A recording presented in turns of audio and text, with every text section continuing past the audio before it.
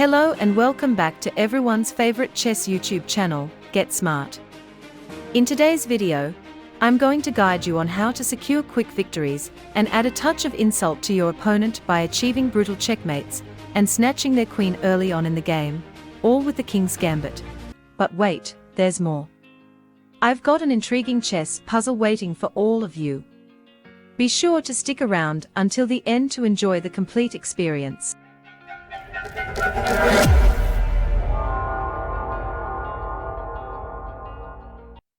So, what exactly is the King's Gambit? The King's Gambit arises after the moves e4, e5, and then pawn to f4 by white. The concept behind the King's Gambit is to sacrifice a pawn temporarily to gain a substantial center and potentially win back the pawn later. Additionally, when you castle, your rook exerts pressure on the f5 square. Now, black's initial response is often bishop to c5, attempting to exploit the weakened diagonal caused by white's f4 pawn push. However, with the right moves, you can easily navigate and capitalize on this situation. To counter bishop to c5, you play knight to f3, intensifying the pressure on the e5 pawn. This move also restricts black's queen from heading to h4 to deliver a check on white's king. In response to black's move pawn to d6, attempting to safeguard the e5 pawn, it's crucial not to capture twice on e5. Doing so would lead to black's queen to h4, a situation you'd prefer to avoid. Instead, opt for pawn to c3 to reconstruct the center with the intention of playing pawn to d4. Now, black plays queen to e7, a move that seems logical, as it aims to counter white's plan of playing d4. If white goes ahead with d4, black could capture the pawn on d4, and white's e4 pawn would be left vulnerable. However, the clever response from white is to dismiss the concern about the e4 pawn and prioritize building a substantial center. Black takes on d4, and white reciprocates. Now, white unveils a powerful move, king to f2, essentially castling by hand. This move sets the stage for a decisive advantage. Black plays bishop to b6, putting pressure on and pinning the pawn, but white responds with bishop to b5. In this position, the white bishop delivers a check to the black king.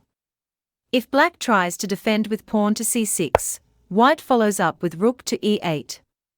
Black's queen is now forced to sacrifice itself for the rook, leaving white in a winning position with a substantial advantage. You might be wondering if black can escape danger by playing king to d8. Unfortunately, this doesn't save black. White can play rook to e1, attacking the queen. After the queen moves, rook to e8 results in checkmate. Returning to the main position after white's pawn to f4, black captures the pawn on f4. White responds with knight to f3, a steady development move preparing to bring out the bishop and castle. Black then plays pawn to g5, attempting to be aggressive and anticipating white's potential move of playing d4, which would put the f4 pawn at risk. The idea is to play h6 and bishop to g7 for normal development. However, white has other plans.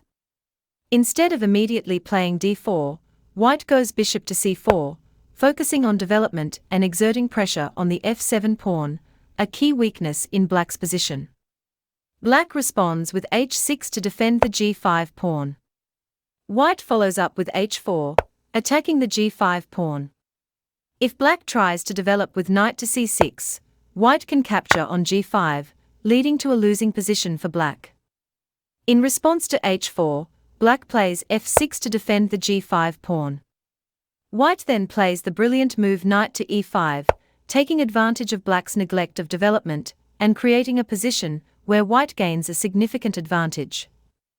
The game is essentially over for black due to the superior position and attacking prospects for white. In this critical position, black is forced to accept the knight on e5, as any move he plays will result in the knight landing on f7, forking the queen and the rook. The capture ensues, putting black in a brutal situation. The king is forced to move to e7, and after white plays queen to f7, the king must traverse the center of the board. The outcome is a comical yet devastating checkmate after queen takes e5, sealing the victory for white. Returning to the main position after pawn to f4 and black accepting the gambit, white plays knight to f3. In response to g5, an alternative move is pawn to h4, targeting the base of black's pawn chain and preparing to win the pawn on f4 with d4. After black plays pawn to g4, white places the knight in the center, sacrificing a pawn for a more aggressive position. When black moves the knight to f6, defending the pawn on g4, white takes on g4, and black reciprocates. White follows up with pawn to d3, inviting the knight to come forward. After the knight moves to g3, white plays bishop takes f4, targeting the knight once again. If black gets greedy and captures the rook on h1, white can play queen to e2.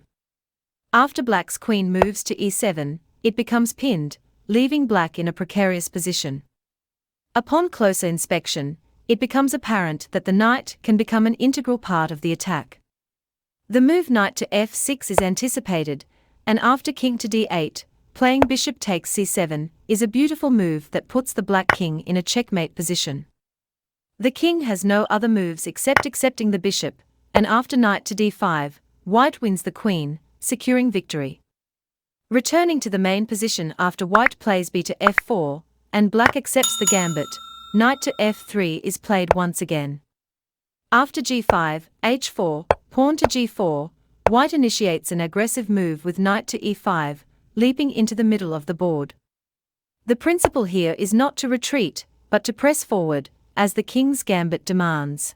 White proceeds with the daring move knight takes f7, aiming to create complications for black. While the engine may give black a slight advantage, it's a tricky position for humans to navigate. Following bishop to c4 check and bishop to e6, where black is up a piece, the trade of pieces occurs. After the trade, queen takes g4 check puts white in a strong position. Despite being down a piece, white has gained pawns, and the weakened black king on e7 faces difficulties in castling. The bishop on e6 is restricted, making black's development challenging. In the following moves, white plays knight to c3, aiming to jump to d5 and deliver a deadly check on d5 to the black king. Black responds with knight to f6, hitting the queen, but also defending the d5 square.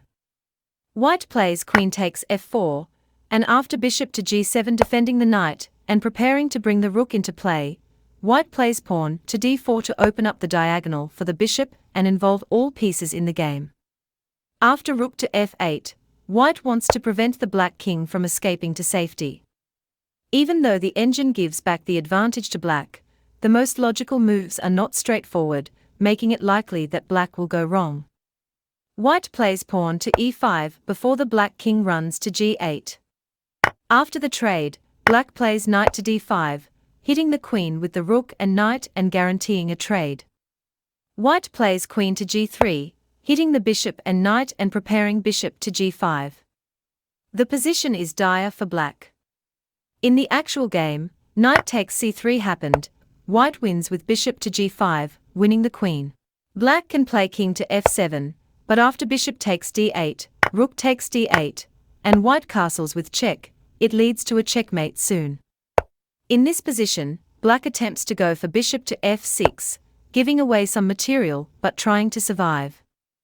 After the trade and pawn takes f6, white plays king takes f6, revealing the vulnerable position of the black king. The engine suggests mate in 10, but the easiest win is queen to g5, skewering the black queen and king, securing the victory. After black takes on f4, white plays the strategic move bishop to c4, inviting queen to h4. After queen to h4 check, white plays king f1. The idea is to hit the queen early and play pawn to d4. In this position, black plays bishop to c5, attempting to deliver a checkmate on the f2 square. White responds with pawn to d4, gaining a tempo by attacking the bishop and building a strong center early in the game. Black plays bishop to b6, applying pressure on the same diagonal. White follows up with knight to f3, gaining another tempo on the queen and aiming to develop pieces quickly.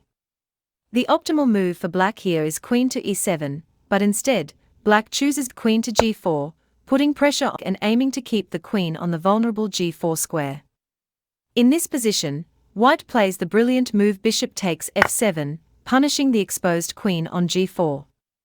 After king takes f7, knight to e5 delivers a beautiful royal fork. If black moves the king to e8, then queen takes g4 leads to a winning position for white. Returning to the main position after h4, if black doesn't play g4 and chooses pawn to f6, white has another brilliant move, knight takes g5. After knight takes g5, f takes g5, white frees up the h5 square for the queen to join the attack. Black plays king to e7, and now queen takes g5 is played. Despite sacrificing a piece, white aims to checkmate the black king.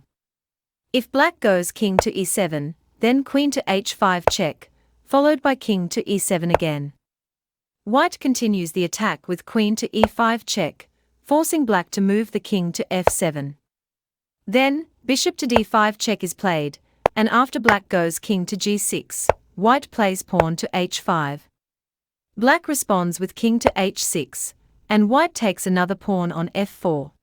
In the final sequence, black attempts to block checks, but white takes on f8.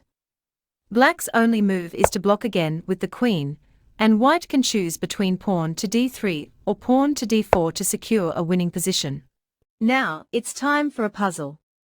In the given position, it's white's turn, and you need to find the best move for white.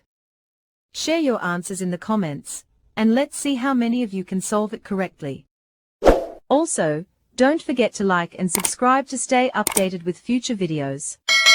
Take a moment to check out the other videos appearing on your screen right now.